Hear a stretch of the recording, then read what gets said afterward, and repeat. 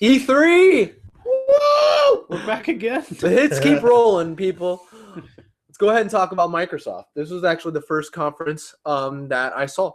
And even though Bethesda did have one, they were actually the first in it.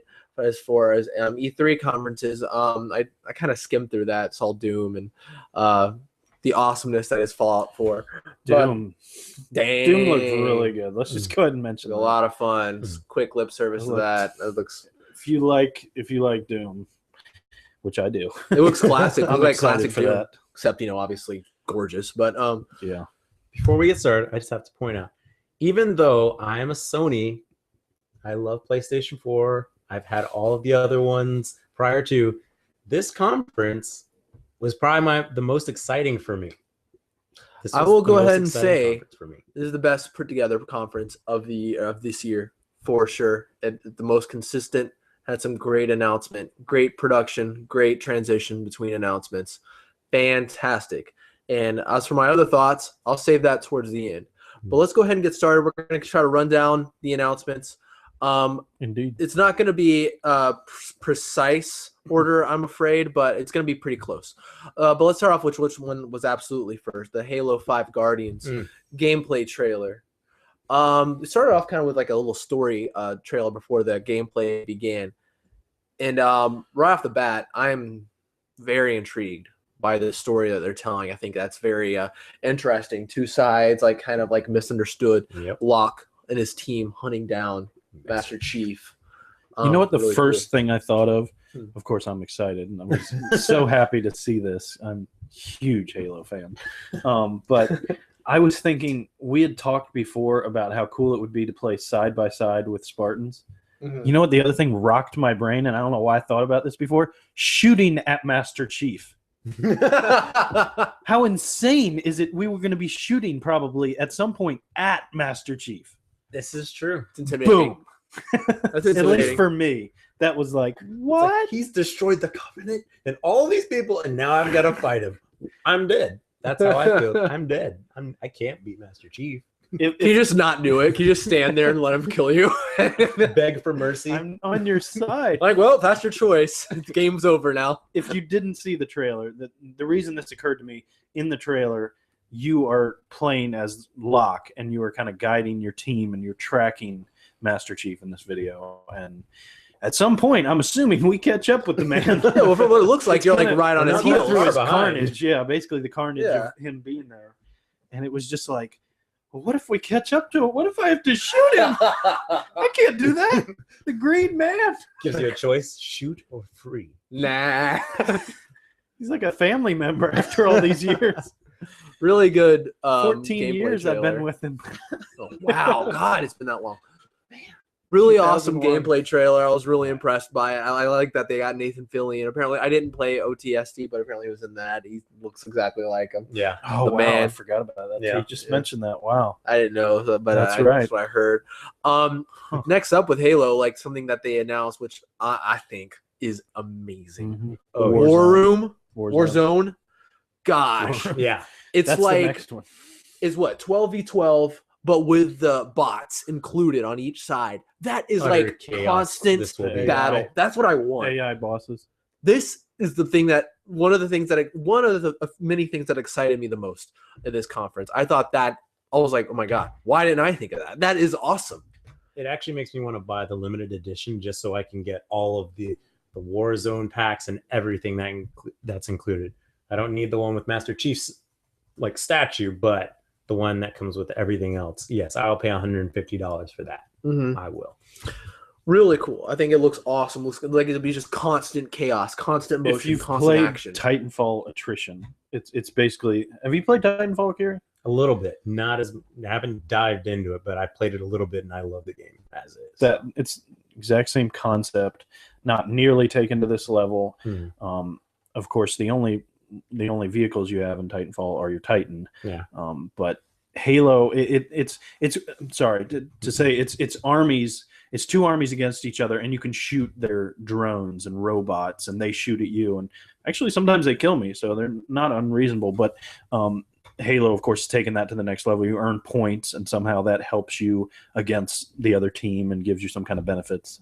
I'm not sure the details as to it, but it's a really cool idea. I love playing attrition on Titanfall. It's pretty much always the game I choose. I just love the idea of being able to shoot anything, not just having, people. I can actually beat them by like beating their army, so that if they're off hiding in some corner, we can actually win by just fighting off their army. Yeah. It's a cool concept. It's kind of a mix up. We had talked in the Sony conference a little bit about how Call of Duty was getting a little repetitive, and I think it's cool that Halo's taking a new approach to it. We'll get some new flavor of multiplayer. Oh, yeah. Absolutely. I feel like that's gonna be fun because I like the idea of like that there's a few weaker things that you're fighting, and then you come across like it's almost like when you come across a player, it's like, okay, there's the real threat, like the captain. That's exactly what happens in Titanfall. Exactly. That's awesome. Yeah, I'm really looking forward to that.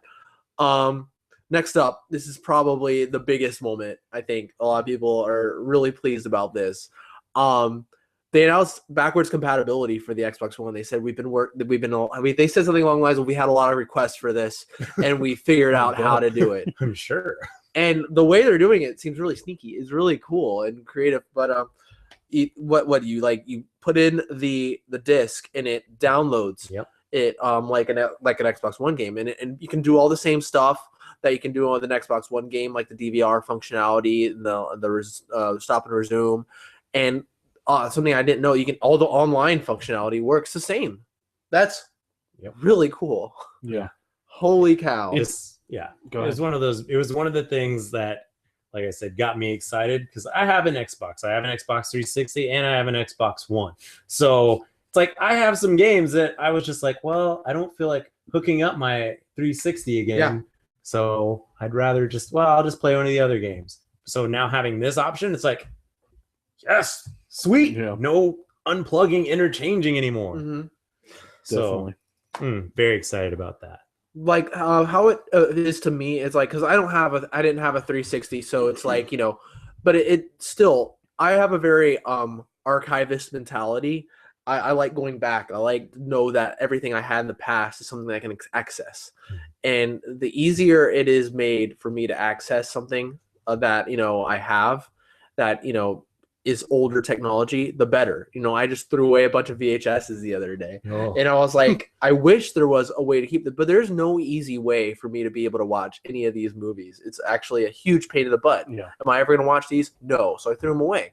And so people who are like hesitating to upgrade from the 360 to the Xbox One, they've just been given a huge incentive to know that their library of 360 games are going to be valued on this next console, and I think that's humongous. And the way their marketing is changing because of it is genius, and we'll get into that later. But I think one of the amazing things too is the whole evolution of the consoles now is digital. You install your games and you use the discs, and I've been a real stickler for I really want a disc. I really want to have my library games up on my shelf, and I still stick by that. And I'm going to continue to buy my games on disc, but I have got to say it is really nice to buy your games digitally and then just be able to go over to the icon and click.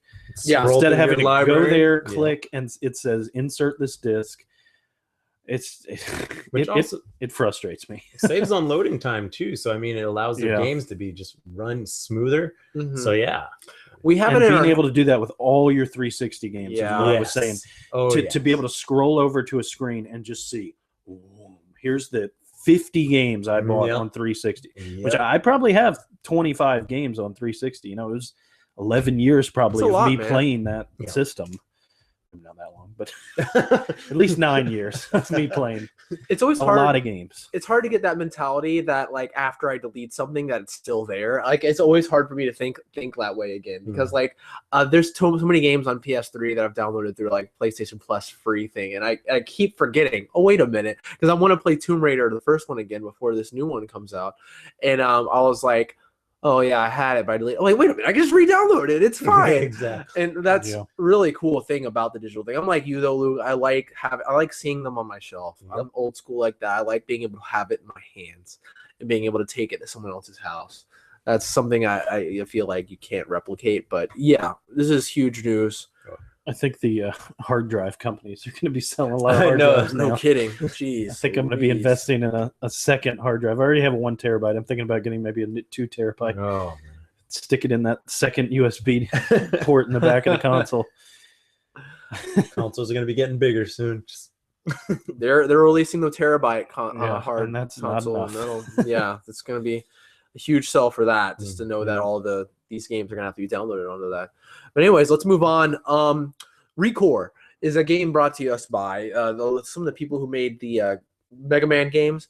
It's a new IP. It's exclusive, and it looks interesting. It's hard for me to get a feel of what this game is going to be. I'm sure it's going to be a lot of puzzle solving elements and action elements, but from what it looks like, it's a CGI trailer of a protagonist. She's fighting these robots, and she has this companion that has like this blue orb, and it's like a dog, and then it like sacrifices himself. And of course, I love dogs, and I hate to see him die. I'm like, oh no, It's a robot dog. Yeah, it doesn't matter if it has the characteristics of a dog. I get upset. And so so she takes the orb and puts it into a giant mech. So that's going to play into the mechanics a lot. But what do you guys think? I mean, it's very interesting. Like, I don't know why it did capture me though, because I was like, I guess the whole idea of maybe you get to create certain things, and this orb itself is just an AI that you're placing in different devices to help aid you through your adventure. How it's actually going to play out, I don't know. But it seems interesting. It got my attention. I want to play. Yeah, That's how I'm feel excited right to see what it is for sure, and how this game will look in gameplay. I'm interested to see what the way comes it with was styled. That was cool styling. Looked very nice. Yeah. It's a very nice trailer for sure. Next up, a little bit more about Fallout 4. And this is a big deal, and kind of what I was talking about, that genius marketing and with this backwards compatibility. They're just giving Far Cry 3 away with Far Cry 4. That's wonderful. Fallout. What is it? Far Cry? I'm sorry. Fallout 4. That may be next. That maybe. But that's genius. They're giving away Fallout 4 because Fallout 3 with Fallout 4, because the thing is, these things are being bought used. If you're going to buy it, you're going to buy it used if you want to buy it at all. And they're not making any money off that. I mean, they're only paying like what, $5 at this point for like Fallout 3 on Xbox 360. Give it away as a promotional thing of a goodwill and say, hey, you don't know the story or you don't know what this franchise is about. Check out the last game. Here it is with this. That's justifies that $60 more. Yeah, exactly. It doesn't do anything against them. It doesn't hurt them. It's digital, I'm sure. It's not going to hurt them in any way. It'll just help them. And that the whole backwards compatibility makes that possible. And that's a very inspired piece of marketing by them. But this game looks brilliant. This game looks great. amazing. I'm super excited about this. And we're going to talk about Tomb Raider later, but it's horrible that these games come out on the same day. Whatever. People are still going to get both of them. Probably. Like there's probably a lot of people will. I mean, people can afford it. But since we're not going to talk about this later, also Fallout, Ubisoft. Is that right? Bethesda. Sorry. Bethesda also announced at their conference the app for iPhone. It's free. So if you're hearing this, download it. It's pretty fun. I've been playing it. Oh. It's basically Sims, Fallout styled, and you're running a Fallout shelter from the days of the explosion, nuclear war, or whatever. Oh, cool. So it's a good game and it's free. And there may be things to buy in it. I really like the way they did that. There might be things to buy with it. I don't even know where to find the things to buy. Like, there's energy and all that kind of stuff. But so I really like it. You don't feel pressured to buy it. It's fun. I've been playing it for a couple hours now. Dang. Also, really quickly, they also announced that mods will be coming to Xbox One. And they said, I think he said in an interview, is crazy. they're coming to PS4 too, but I think they probably will come to one first. But I haven't heard of that happening before. Yeah. I've not heard of that happening. That's very interesting. Yeah, I'm really looking forward to that. Yeah, it opens up a whole nother world. Oh yeah, for the game. It might set a precedence of things to come. I mean, if they got wind of this and they felt inclined to do it at Rockstar, that'd be crazy. If they did some for Grand Theft Auto 5, that would be awesome if they allowed mods on apparently consoles. Skyrim is still alive with a huge modding community on PC, and I never got to experience that because I only owned it on 360. So you don't to be able to experience that on this new next level, hardware, it just would be awesome. Absolutely. Next up, Plants vs. Zombies. I don't have a lot to say about this. Plants vs. Zombies Garden Warfare 2, sorry. But I haven't played any of the Garden Warfare thing. All I know is we're not talking too much about the E3 one, but they spent like an eternity on this game, so it didn't seem too appealing to me. But it has a huge fan base, so cool. Yeah, it's about as far as I was like, Cool. And okay, then that's what's next? exactly. I was just like, eh. And then they had Forza Motorsport 6. Love that GT they put. What that they went down that from the they building. lowered from the floor. I was like, oh yes. Must have cost a fortune just to do that. I'm just like, holy crap! How much money did you spend just to have it lowered down? Do not drop that car. I think how I felt. I think this this relationship that Microsoft has with Ford is kind of interesting to me. I know Jordan's not a car guy, but I really enjoy cars, and Forza Motorsport doesn't really appeal to me. I love me some Need for Speed games, not so much Forza, but I just want to talk about the Ford relationship. They're actually coming out with a special edition Ford F-150 that's going to be going on tour with the Halo, whatever tour they're going to do in the next few months over the summer to kind of raise awareness about the new Halo game, Halo 5 Guardians, and it's a really cool truck. Just like they're able to bring that GT directly on the stage and show it off. This truck is fully styled like a Warthog. It's got like the bars in the back. It actually has a built-in Xbox One console. Like if you're sitting in the back seats, it's right in the middle between the seats. Screens built into the back, like in the middle of the seats, like fully like militarized outside. So it's a really cool truck, and I don't know. I think it's cool that they do things like that. Like you go, you see a game, and then you see something in real life that has to do with it. They did a little bit with Avengers when we went to the movies. They had like the Acura cars out front. Yeah, I think it just adds a cool like element, when you go to these game premieres, movie premieres. So I think it's a cool thing. I think more of the games should do stuff like that. Hold events in more cities. I'd love to go to a Halo event or a Sony event where you get to maybe see the game, see some action figures. Be a cool idea. Yeah, looks pretty. Not a driving game fan unless it's Mario Kart. Dark Souls 3. This was leaked early. They didn't spend a lot of time on it. They really just showed a CG trailer, which, I mean, man, I'm not a big Dark Souls person, really, but I mean, to be honest, I haven't given it a fair swing. Just a lot of games, but the trailer was gorgeous. I really like that art style. I'm not usually into the dark and gritty type of thing, but there was just something really just different. There's something really that different gothic setting. It's just like there's something really kind of beautiful about that. But yeah, they just showed a trailer and kind of let it pass. And they did kind of the same thing with The Division. Was the next trailer they showed. They didn't no release date. Yeah, right? Just a beta. It looks. It's another one of those games that caught me. That I was like, for some reason, I am very interested in this game. Oh yeah. As well with Rainbow Six Siege. Even though, I mean, I've played some of the Rainbow Six games before and I liked them, but I don't know. Maybe it was because the way they did it, showing The Division, then showing Rainbow Six Siege. I was like, for some reason, I was like, I want to play both. No, I just want to play this, but no, I really want to play both now. And so I don't know why. It's like I said, Microsoft's just grabbing me this year. The Division. That's one for me. I want The Division. This is the game I've now for 2 years. The Division. Yeah, you've been. I remember that one time it was just got announced. 2014. Yeah, right at the beginning of the year, I was so stoked when I saw a graphics teaser for this game. Oh my gosh, looks very worth. I can't wait. I like the setting. I like the whole New York kind of like during the holidays is all run down, the apocalypse, and I mean, I just kind of love the feel of it. I'm excited to play it. Yep. To me, this is exactly how I want a massive multiplayer to be set up.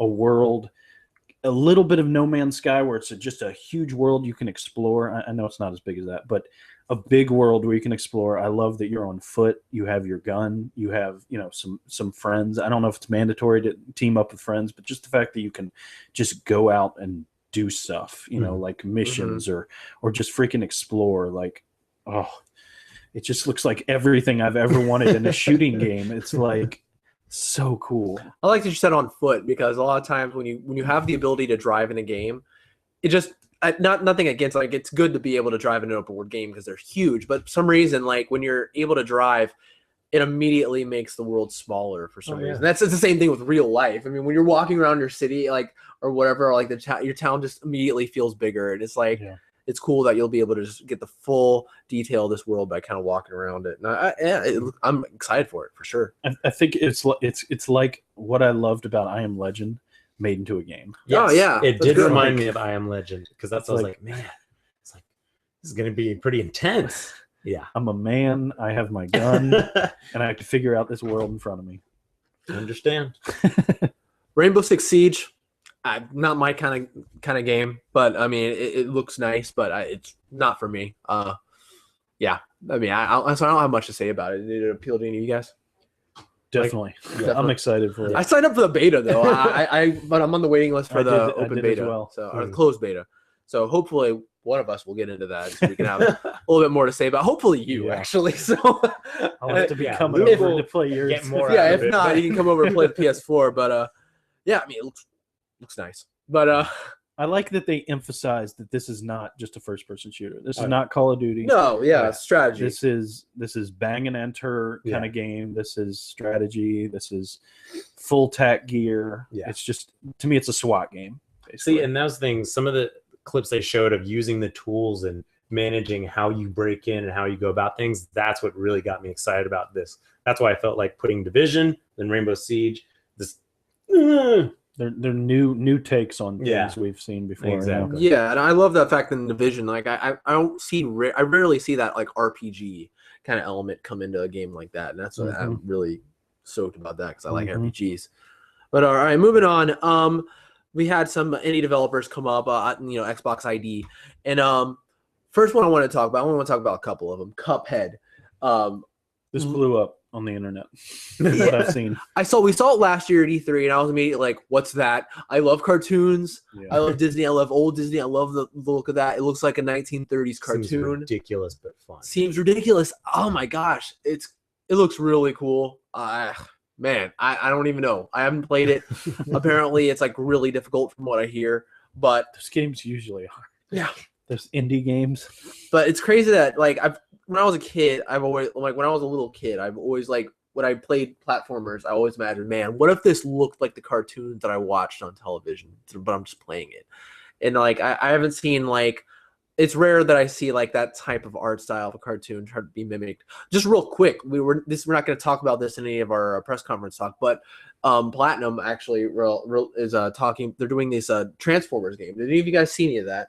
There's like a Generation 1, like old school 80s animation. It looks like the cartoon. It's action game. It's by the same people who made I'm sorry. I can't think of it right now. But it looks really great. It looks so much fun. Check it out later. It looks really beautiful. Another indie game is Beyond Eyes. It's basically about like this blind girl's like search out the world. It looked pretty different and beautiful, and it's something I haven't seen before. But it's interesting. I like this. It's like hear kind of what people think about it after they play it.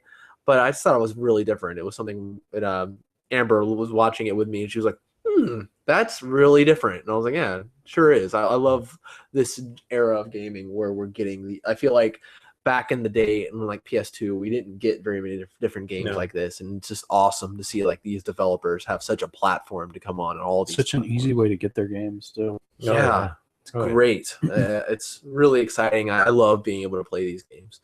All right, next up. Rise of the Tomb Raider. Holy crap. Yes. Holy crap. Yes. This thing blew my brains out. I couldn't believe it. It looks so awesome. Like, I don't know where to start. I'm like, it looks like it's obviously like Uncharted inspired. And it visually incredible. I was just like, I mean, it's not like Battlefield or anything like that where it's like real, like, but it just looks so good. Oh my gosh. And like that trailer was just so exciting. Like the ice climbing. I was just like, oh, someone's going to die. I'm going to die. I just That's felt gonna like be that. you. It's so suspenseful. I'm just like, no, I'm gonna die there and there and there. She dies in some brutal ways in these games. Like playing the first one, there's like a QTE event when you're going down the river in the first one, and there's like a spike like log you have to avoid. And if you don't, it like you it's told like me about it goes this. like upward, and she's like, and I'm like, oh my god! But what have I done? But I'm so excited for this. It comes out the same day as Fallout 4, and that's so hard because they both look so good. There's so many good games coming out. It's crazy. Like, it's gonna sell. It's a timed exclusive for the Xbox One, but still, I don't know if I'm gonna be able to wait. That's the thing for the PlayStation 4 version. Anyways, looks so it's good. the environments that really sell. Oh, yeah. Oh yeah. There was that part. Is just when they kind of went to the supercut trailer version of it, where they're just showing different things, where she's like standing up against the wall and like the water's rushing out of the temple. That looked so good. Holy crap! Mm-hmm. Oh my gosh! Sorry. And the snow falling, I thought looked amazing. Oh jeez. Everything. The particle engines in these new systems are what blows my mind. The ability to render the shadows and the light in ways that's so precise, and rain falling, wind blowing through trees, snow falling.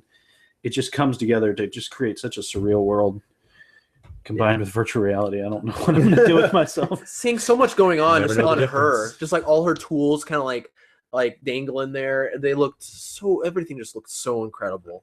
Oh man. All right, let's move on. Rare had a few things to show. There's this Rare Replay thing where it's a 30 game pack for $30.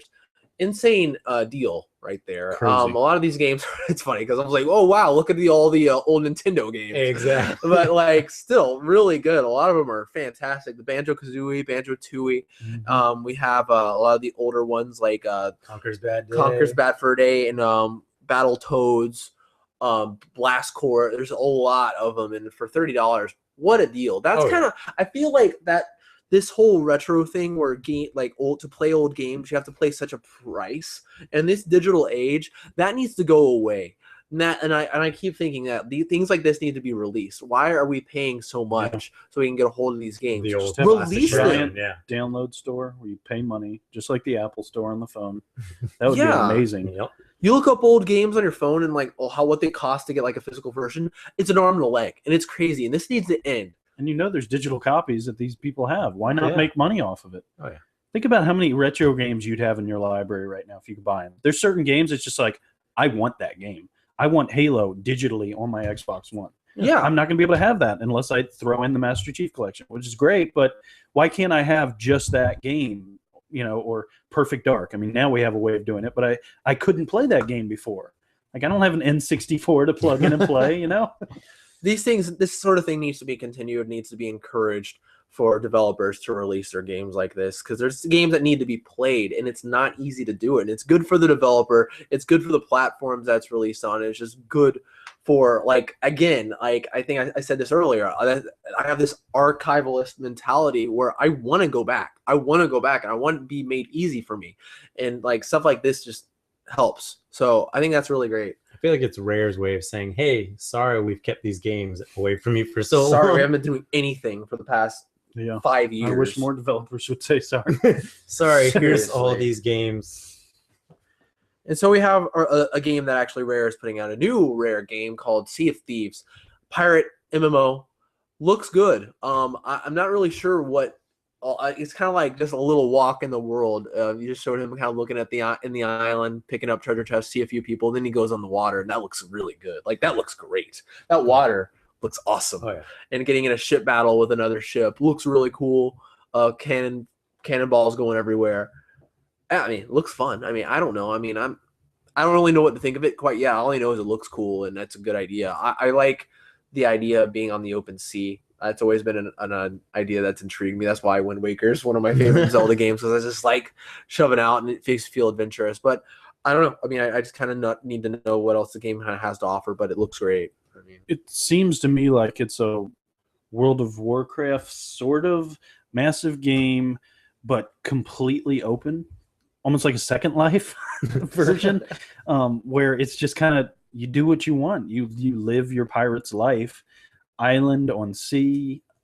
I mean, it's one of those things. I fear that it might be too open, but I love the idea. Yeah, we're moving towards an open world, and I like the idea that, as far as I know, there's no game where you just kind of live your life as a pirate. And I don't know if there's going to be missions or what, but I hope it's not too historically accurate. that concept, I don't want to rape and kinda, pillage. I mean, the concept of just kind of living your pirate life, I don't know, it really intrigues me. Yeah. Sounds really neat. That could be really cool.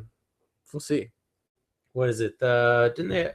One of the Assassin's Creed games that they Assassin's came out. Creed 4 Black Flag. Yeah. Yeah, I haven't gotten to play it yet. I played a little bit of that, and I mean, I was like, this is kind of fun, but this game actually made it seem like I want to play this game far more than I would love to play Black Flag. Because, like I said, it's kind of fun just randomly playing the game, going out, they take some pillage some people, but this game really, it's one of those games, like I said, that grabbed me again from Microsoft. So it's like, I was like, oh, okay, these are good games. Oh, wait, this pulled me back in. Like you said, Microsoft's conference was great. Yes, Rare. Yeah. Good publicity for them. Yeah, I hope they keep doing more. They keep being active. I hope Microsoft gives them things to do. I hope, I think like the whole ukulele thing, have you heard about that? It's like the spiritual successor to Banjo-Kazooie. Like a lot of the people who made Banjo-Kazooie did a Kickstarter to make a new game called Ukulele, which it basically is a lot like Banjo-Kazooie, and like because there's no 3D platforms out there, and so they got fully funded like quickly, and they're making it for all the platforms. And I hope they're seeing this and they're like, maybe old Rare needs to come back. Maybe we need to kind of do some of the stuff we did before. Let's talk about HoloLens for a little bit. Holy crap! What a demonstration! Yeah. It felt like Iron Man. Yeah, it felt like Iron Man had come into our lives, and it's becoming a reality. That was the coolest thing about it for me. Absolutely, it's a wonderful looking piece of technology, and I'm excited for the potential that it has. For me, I'm excited for the prospects and for the potential that it does have. What it did on stage as a Minecraft fan it's not like that wouldn't be how I want to play Minecraft, but the fact that you can do all that is amazing. Like, and it's so you build your world and then you put your HoloLens on and you just go off and you go be all godlike on it. Yeah, you could be like the god over your Minecraft world, which is really cool and really interesting. And it looked incredible. If that camera was showing what he was seeing, that is something else. I watched, before we started this, I watched an interview with some of the IGN guys. They were talking about a demo that they had gotten to go Microsoft and do with the HoloLens. So there was a group of reporters that had been able to put on the headsets, and the group of reporters physically saw a hallway, like a Halo midship hallway. And there was the loading screen for that. And so they followed the arrow down, and the arrow pointed them in. And then there was like the ship's control room. And there were, I believe there were physical elements, like actual chairs and stuff. So they went over the chairs and were sitting down as if they were in a control room of one of the ships. What? And then crazy. It popped up information about the level that they were about to play in the Halo 5 multiplayer. And then it said, this is your map. And then in front of them on the table was laid out the whole map that they were about to play. And then it described different enemies, and the enemies popped up as holograms in front of them. And they say one of the cool things was we were able to move around, and the image was just as good at any angle. Wow. You could bend down and like look at the side and like reach out and touch the thing. And that's where I was like, what? Like, I don't know how this works in my life, but I need it in my life somehow. Like, this isn't a TV, obviously, but it's something that I have to use at some point. The concept is just so cool. I said for Call of Duty and games like Titanfall, this will be ginormous for those games. Open a whole new world. Yeah, absolutely. It's incredible technology, and I'm very excited to see where it goes. The fact that you can show it, and the fact that they have a way to show what and you know what, that would be a really funny way for Microsoft to kill some of the press that they didn't like. They're like, oh my god, it's the hallway from Halo, and they just go right off of the top floor of the conference center. So beautiful. As they fall. It's a beautiful cave I'm climbing into. It disappeared. Dead. I'm falling off a hotel. Just go along. Isn't it wonderful? Go along. It's all part of the show. That's horrible. Yeah, it's terrible. Jordan, you're sick. Sick mind. All right, moving on. They closed the show with a couple Gears of War thing. They showed that the Gears of War Master Edition or whatever it is, it's the first game with their up-resed version of it. Looks like an up-res version of Gears of War. And then they showed the Gears 4, I should say, trailer. Looks cool. I'm not a huge Gears of War fan. But that looks like a great trailer. I mean, it looks very nice, intense. And just me and Luke were actually watching it for the second time before doing this podcast. We were just like, man, this just there's so much going on with like the wind and just like the leaves falling, the trees moving, and the sound. It's and that's what really pushes the graphics engine is how many simultaneous things can be moving. And Sony showed it off, Microsoft showed it off. It's really been a theme in this conference where they have, in Sony's version, like Uncharted, they had many people moving in a crowd. In this Gears of War trailer, they had so many leaves falling, trees blowing. It's so neat that they're able to accomplish that now. It's really going to add just another level onto these games of realism that I think what I always love is a great environment, and that's what I think it provides for you. Nice. Those kind of details that make it more and more like just that immersive experience, making you feel like it's something more real and versatile. But yeah, I mean, looked really cool. And that's what they ended the Sony press conference with. Did they give a release date for that? I don't think they did. I don't know. All right. Well, before we head out and start talking about Nintendo on our next video, we wanted to talk about a few like gems from the other conferences. But first off, I want to just kind of comment on the Microsoft conference. I thought it was incredible and really well done. I think it was probably the best one they've had in a long time. Really good announcements, really good flow. It seems like they actually are listening to people for sure what they want. And big news, I'm getting an Xbox One. This is like I've been thinking about it for a while. I've been like, oh, when am I going to do it? Probably in the next month or so. I'm gonna get one. There's just enough here that I want. I'm sold on Halo. I'm sold on even though it is coming for the PS4, I am sold on Tomb Raider, and I'm sold on the HoloLens, to be honest. I mean, like, I want to have the thing that I want to be able to, because we were talking about VR on our Sony conference one, and it sucks because there's so many platforms and they can't all last. One of them has to die. One of them, and one must stand. There can be only one. Yeah, so many references. One will stand and one will fall. I'll just try, but I want to be on the side that wins that war, and I think Microsoft will when it has, because it has the Oculus and the HoloLens on its side. That's an interesting point, and the more I've been reading about the Oculus, the more frustrated I've been getting, honestly. As far as I understand, what the Oculus Rift will be able to do with the Xbox games is stream the games from a Windows 10 PC to the Oculus. That's convoluted. And so unless I'm just misunderstanding it, that means that it will not be compatible directly with the Xbox One. So I hope that there's some kind of explanation that comes out, or maybe I'm confused, but I don't understand that. From my understanding of the press release, it said that Xbox One games were going to be compatible, limited number in the beginning and then more later. But I really don't understand how you're going to be able to play Xbox One games with the computer unless you've just bought them for the Windows 10 PC. And who buys an Xbox One and buys Windows 10 PC Xbox One games? So I hope there's more of an explanation on that. So, yeah. But really, I mean, the reason I've decided to buy one, I see a direction here, and that's the thing that intrigues me. I like the direction. That's the thing, and I want to move with it and be able to take part. So, yeah. But, definitely, like, still more of a Sony games, like, they speak to me a little bit more just personally, but there's a lot here that I don't want to miss out on. So, anyways, let's talk about some of these games that were at some of the other conferences. First is the EA conference, right? There was the Need for Speed trailer. I was trying to remember. Did this not premiere in either one of the other conferences? I thought this was mentioned. No, I didn't see it. Just EA. So, Fast and Furious much? Need for Speed. I wanted to mention EA opened up the EA Vault this week during E3, and Disney?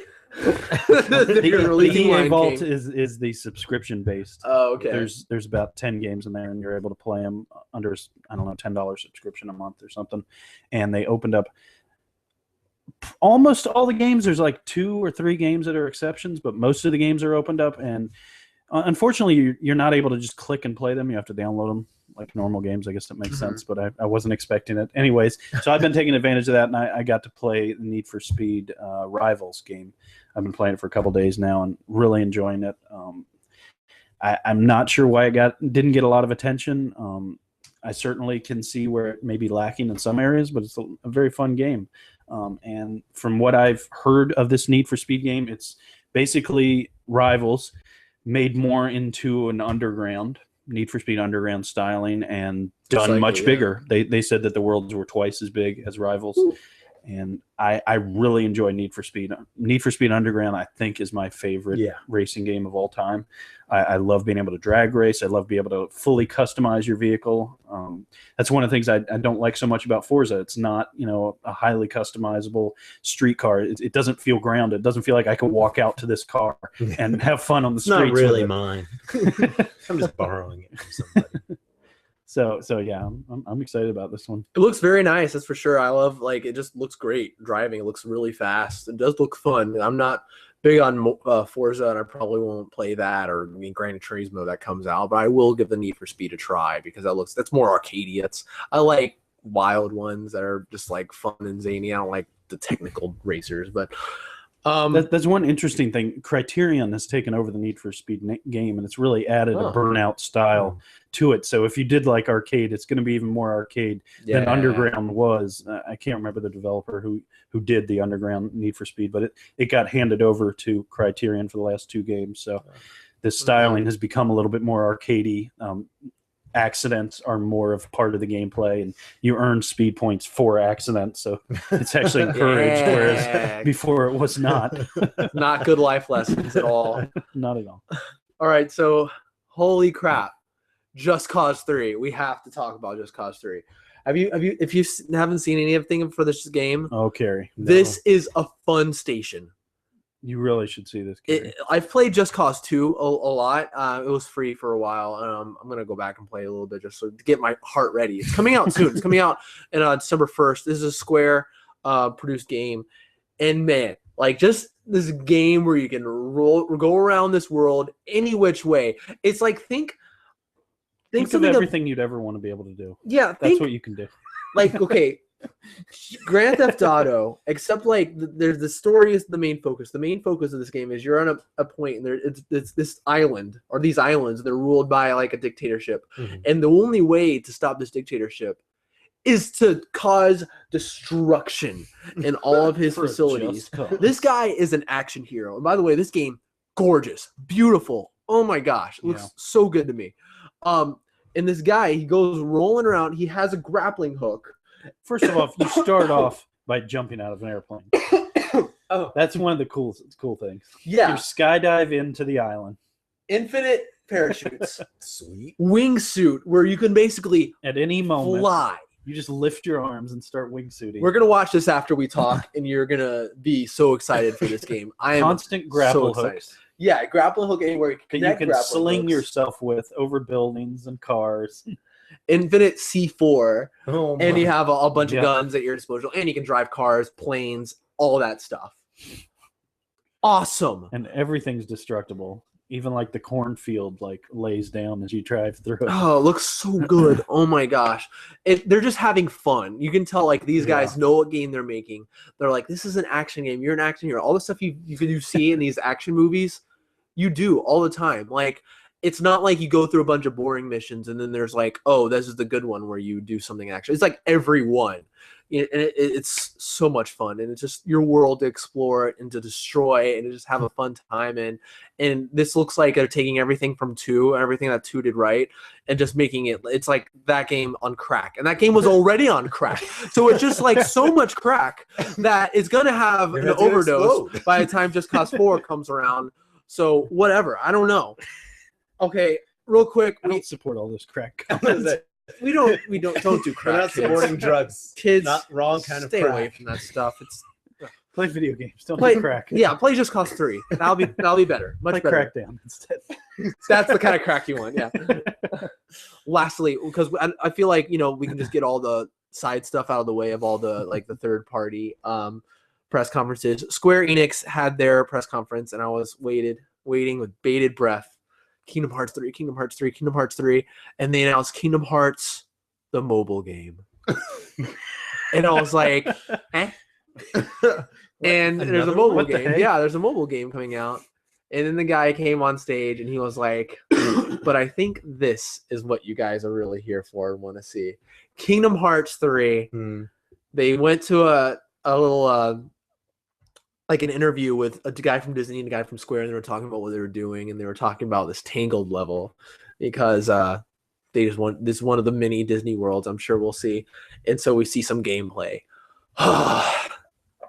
Okay, needless to say, me and Carrie, huge Kingdom Hearts fans. The spriting system looks so ridiculous, but so ridiculous, fast-paced, and your attacks are incorporated with Disney events. Yeah, like the teacups, Thunder Mountain, and boat. I don't know what boat. But the thing is, I think it's awesome that they're doing this because it's escalation. Because the first game, it's it gets crazy towards the end. And you're obviously really powerful. But in the second game, they ramp it up even more, and he's even more comfortable with the Keyblade. Instead of holding it like this, in the second game, he's holding it like this. And in this third game, he's just holding it at his side, it's just like nothing. And it's obviously great escalation as to how good Sora is becoming. And he's just bouncing off walls, doing all these things, transforming. And how crazy these blades look! Oh my gosh, he's transforming them into guns and exactly. It's awesome. This key is not just a key. Not at all. Is whatever you want it to be. Key. Exactly. Not to mention, this game's gorgeous. I mean, I've been saying this a lot through all these podcasts or whatever, but it's everything I wanted it to look like. We say this a lot, every generation. After every generation goes by, we say it looks like the cutscenes from the last generation. Seriously, this looks like the cutscenes from the Kingdom Hearts 1 and 2. It looks so good, so colorful, so beautiful. Oh my gosh. Yeah. I mean, what else is there to say other than the fact that I'm really disappointed? This looks so real. What? Oh my this gosh. is real. This is your reality everything now. I want. That's it. That's the end of the line. There's my geek out crazy moment for Kingdom Hearts. I will say that I am disappointed that they didn't give any actual updates as far as development is going. They said, yeah, it's in development. No crap. When's it coming out? Give us anything. I would have been happy if they said 2016, fourth quarter or something like that, or even if they said early 2017, I'd been okay, I know, at least I know I can start thinking about it. I feel like it'll be holiday season 2017. That's that far out. 2017. Okay, that's what I feel. Not. That is a long. They showed a lot of gameplay gameplay for it to be that far away. Jeez, I think as long as they back it up with what they've been with the time they're doing, as long as the gameplay is backed up by it, I'm okay with that. I will wait. There's enough games that are coming out that I'm going to be that's for sure. well endowed for a very good amount of time. That production company, they take ages. Final Fantasy, they take a long time to make those games. I hope it's not that late, but if it is, fine. But yeah, I hope next time they talk about it, which from what I understand, we're going to hear more about it soon. In the D23, the Disney Expo, we're going to hear more about it. I hope we get more details as to what can we expect from the story? What can we expect about when this game's coming out? So we'll see then.'ll update you. What if Star Wars is in the next one? Dude, it's a possibility. Probably. Could be in 4. Disney needs something. That would have been a really cool premiere with the movie coming out. Oh my gosh, yeah. Come out at the end of this year. If they do that at D23 and they show you on Tatooine or something you think that might still happen? Dude, they talked about they were asked about it. That would be great. And they didn't deny it at all. They didn't deny it then. Dude. And they might bring the remasters to Xbox One and PS4 just so because this game's coming to Xbox One. It's the first Kingdom Hearts game to come out for Xbox. So yeah, hopefully maybe you can play some of those old ones. Anyways, that's it. Sorry, geek out. It's a lot. Microsoft over. Yeah, there's a lot to say. I'm buying an Xbox One either this month or next. See? So crazy. They did it. They got me. Well done, Microsoft. Now Carrie might actually turn his on. I'll actually use mine a little bit more rather than my friends. Still a Sony, still a Nintendo guy, but Xbox, you have me too now. All right, guys, we're gonna go ahead and stop this video. We're gonna do our Nintendo one. Thank you so much for listening. If you want to follow us, you can follow us on Twitter at MTGPod or on Facebook.com/MTGPodcast or on Instagram at MTGPodcast. Also, subscribe to our page on YouTube, which is where we're posting all these videos. Do it We're doing now. some exclusive ones. We're trying to do a lot of different stuff. We're going to put up Let's Plays. So subscribe to us, like our videos, give us comments and stuff like that. Ask us questions, and we'll respond to you. We'll interact. Engage. Audience engage. Remember the Nokia Engage? Anyways, anyways, thank you guys so much for listening. We'll see you at the Nintendo Talk. Bye. Bye. Bye. Toodaloo. Au revoir. Wiedersehen.